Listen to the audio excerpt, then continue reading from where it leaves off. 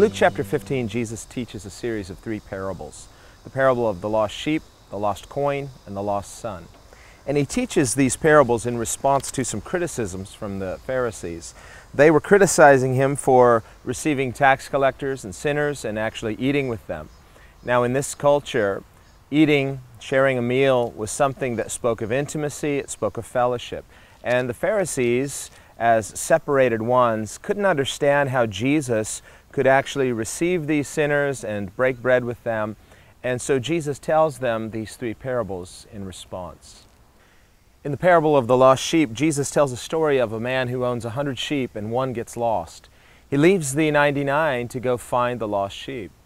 This parable differs with the parable of the prodigal son in that in the parable of the prodigal son, the prodigal comes to his senses, he knows the way home, he returns to his father who's waiting for him. When his father sees him coming, he runs to him.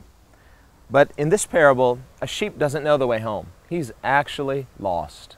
What I see from this parable is that there are times in each of our lives where we find ourselves in a situation, perhaps it's a negative situation, you don't know the way out, you don't know how to backtrack.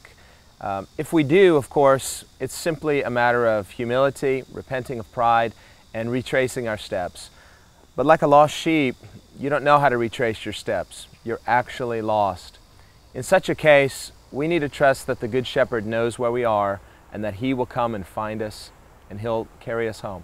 The last thing we see in Jesus' parable is that when the Good Shepherd finds the lost sheep, He's happy, He's joyful, and He carries that sheep home rejoicing and shares with His friends the good news. The sheep was lost and he's now found. And through this parable, Jesus is teaching us something about the heart of our Heavenly Father, that when we're lost, He is genuinely concerned, and when He finds us, He's overjoyed, and He shares that joy with all of heaven.